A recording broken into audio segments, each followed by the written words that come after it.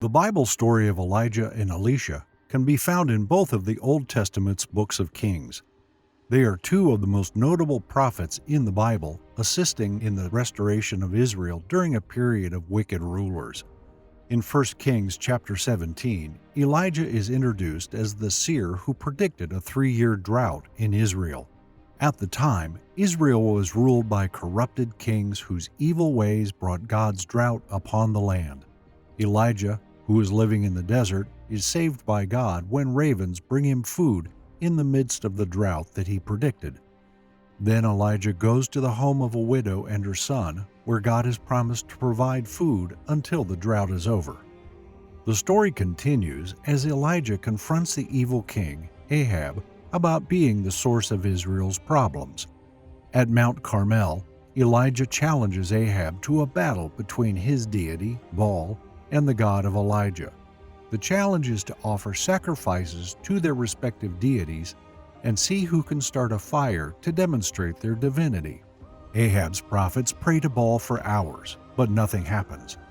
When it is Elijah's turn, he boldly soaks the sacrament in water to demonstrate his supreme trust in God to start a fire, despite the fact that he is wet. The drought ended after Elijah's victory over the prophets of Baal when he called down fire from heaven. Rain fell, and Elijah fled the evil queen Jezebel, who had vowed to kill him. 1 Kings chapter 19.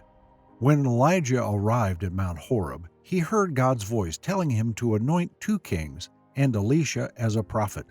Elisha quickly joined him after he did this. 1 Kings chapter 19, verses 19 through 21. So he departed thence and found Elisha the son of Shaphat, who was plowing with 12 yoke of oxen before him. And he went with the 12th, and Elijah passed by him and cast his mantle upon him. And he left the oxen and ran after Elijah and said, Let me, I pray thee, kiss my father and my mother, and then I will follow thee. And he said unto him, Go back again, for what have I done to thee? And he returned back from him, and took a yoke of oxen, and slew them, and boiled their flesh with the instruments of the oxen, and gave unto the people, and they did eat. Then he arose, and went after Elijah, and ministered unto him. In 2 Kings chapter 1, Elijah summoned fire from heaven to slay 2 groups of 50 men dispatched by King. The third group of men was led by a commander who begged for mercy and was spared vengeance. Elijah went and predicted that the king would die from his illness, a prediction that was soon fulfilled. In 2 Kings chapter 2, Elijah and Elisha crossed the Jordan River on dry land, and Elisha, knowing that Elijah would soon die, asked for a double portion of Elijah's spirit. Elijah was then carried straight into heaven in a fiery chariot. Elisha took up Elijah's mantle and used it to cross the Jordan on dry land for the second time. He was given the double portion he had requested and performed numerous miracles in Israel. Elisha's miracles included turning bad water into clean water, 2 Kings chapter 2 verses 19 through 22, multiplying a widow's oil to fill many jars, 2 Kings chapter 4 verses 1 through 7, and even raising a dead boy, 2 Kings chapter 4 verses 32 through 37, 2 Kings chapter 2 verses 19 through 22. And the men of the city said unto Elisha, Behold, I pray thee, the situation of this city is pleasant, as my Lord seeth, but the water is naught, and the ground barren. And he said, Bring me a new cruse, and put salt therein. And they brought it to him. And he went forth unto the spring of the waters, and cast the salt in there, and said, Thus saith the Lord, I have healed these waters. There shall not be from thence any more death or barren land. So the waters were healed unto this day, according to the saying of Elisha, which he spoke. 2 Kings chapter 4 verses 1 through 7. Now there cried a certain woman of the wives of the sons of the prophets unto Elisha, saying, Thy servant, my husband, is dead, and thou knowest that thy servant did fear the Lord. And the creditor is come to take unto him my 2 sons to be bondmen. And Elisha said unto her, What shall I do for thee? Tell me, what hast thou in thy house? And she said, Thine handmaid hath not anything in the house, save a pot of oil. Then he said, Go, Borrow thee vessels abroad of all thy neighbors, even empty vessels, borrow not a few. And when thou art come in, thou shalt shut the door upon thee and upon thy sons, and shalt pour out into all those vessels, and thou shalt set aside that which is full. So she went from him, and shut the door upon her and upon her 2 sons, who brought the vessels to her, and she poured out. And it came to pass, when the vessels were full, that she said unto her son, Bring me yet a vessel.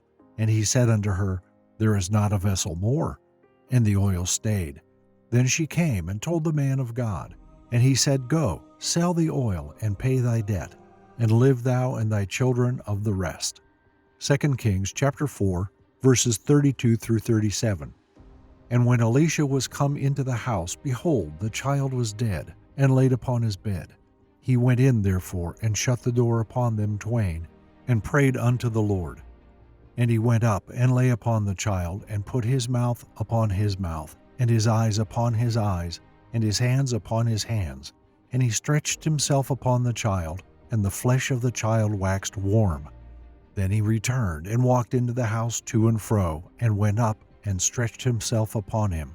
And the child sneezed 7 times, and the child opened his eyes. And he called Gehazi, and said, Call this Shunammite. So he called her. And when she was come in unto him, he said, Take up thy son. Then she went in, and fell at his feet, and bowed herself to the ground, and took up her son, and went out. Elijah and Elisha were both very regarded by those in the school of prophets, 2 Kings chapter 4, verses 38 through 41, as well as by the rulers of their country.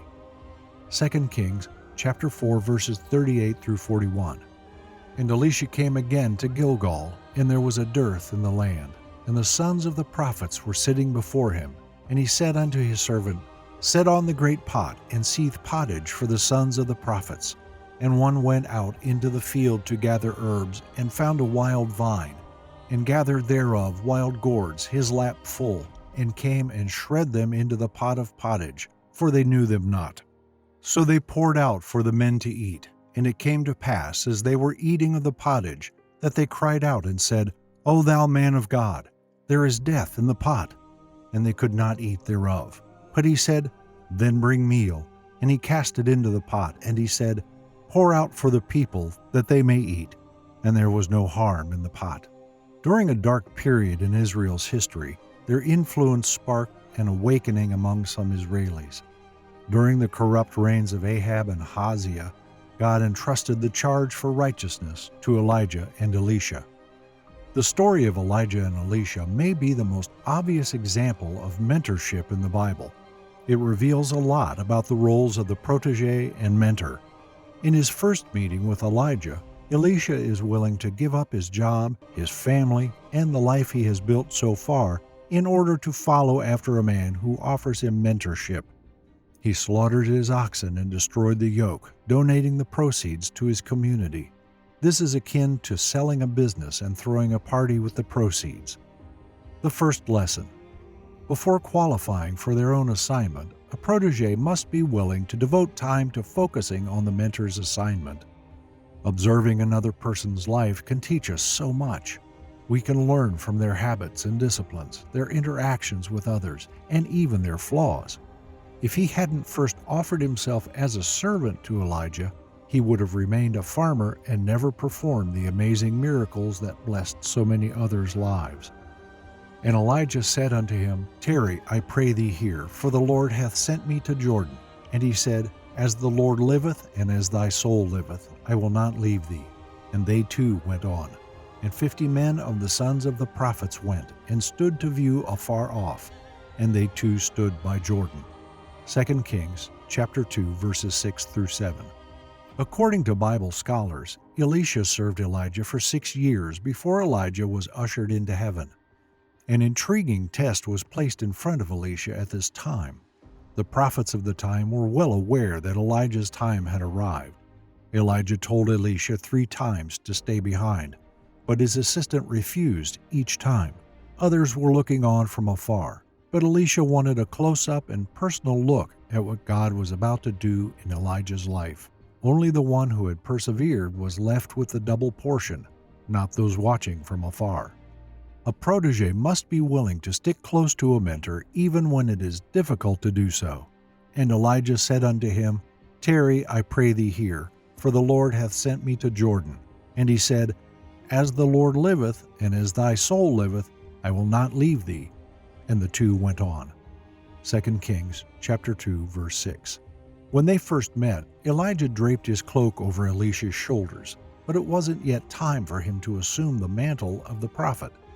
However, after Elisha had proven himself to be a faithful assistant, Elijah left him his cloak as a symbol that it was now time for the younger man to fulfill the plans God had for him.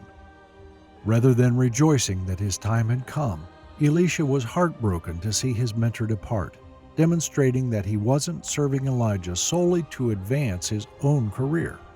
He picked up the cloak that Elijah had left for him after he had mourned. A protege must patiently await the appointed time to take up the mantle left by others.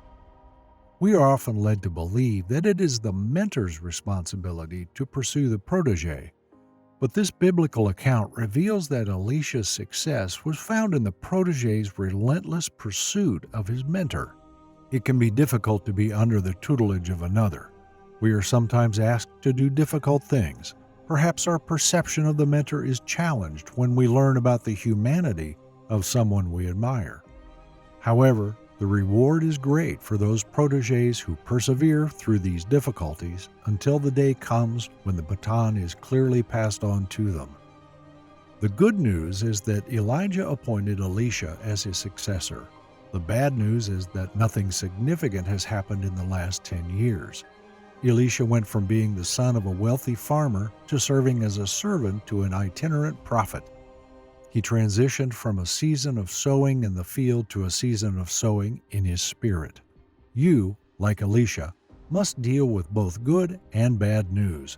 The good news is that you have the potential to be a leader. The bad news that it will not happen overnight. Leadership necessitates patience and perseverance, as well as serving and seasoning. When you receive a call from God, you may be eager to get started right away. However, God may first call you into obscurity or to seasons of learning during which you feel insignificant, overlooked, and underappreciated. What do you do when you're caught in the middle of expectation and reality? Elisha's example should inspire you to do the following. First, give your all wherever God places you. Second, prioritize God's purpose over your own. Third, until God gives you a vision, assist another leader in carrying out his or her vision. If you're in a season where you're feeling a disconnect between God's call on your life and your current reality, consider Elisha's 10 years of quiet preparation. When you continue to serve with a faithfulness, humility, and good intentions, you make room in your life for God to fulfill His purposes in you when the time is right.